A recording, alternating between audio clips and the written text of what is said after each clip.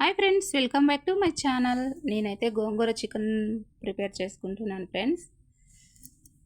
1 kilo chicken తీసుకున్నాను. Garam masala, chilli powder, జీలకర్ర పొడి, పసుపు, అల్లం వెల్లుల్లి పేస్ట్, కొంచెం సాల్ట్, ఆనియన్ 2, టమాటా ఒక 3, కొత్తిమీర, కరివేపాకు, పచ్చిమిరపకాయలు అంతా అందులో వేసుకొని మ్యారినేట్ చేసుకొని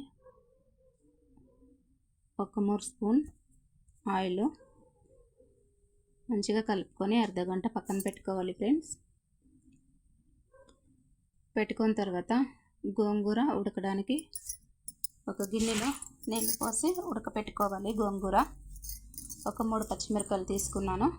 1 కట్ట తీసుకున్నాను గోంగూర ఫ్రెండ్స్. 1 కేజీకి 1 కట్ట తీసుకున్నాను.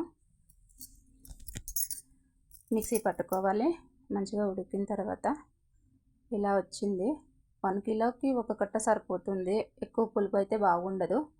మళ్ళీ మ్యారినేట్ చేసి పెట్టుకున్నాం కదా, నేను డైరెక్ట్గా అలానే పెట్టుకున్నాను అనమాట. బాండ్లీ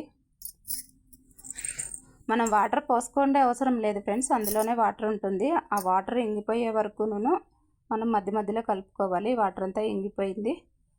గోంగూర పేస్ట్ చేసుకున్నాం కదా, అది అందులో వేసుకొని తగినంత వాటర్ వేసుకోవాలి.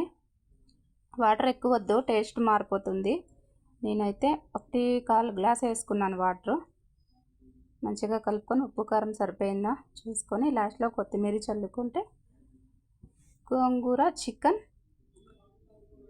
రెడీ అయిపోయింది. గుమగుమలాడే గోంగూర చికెన్ రెడీ.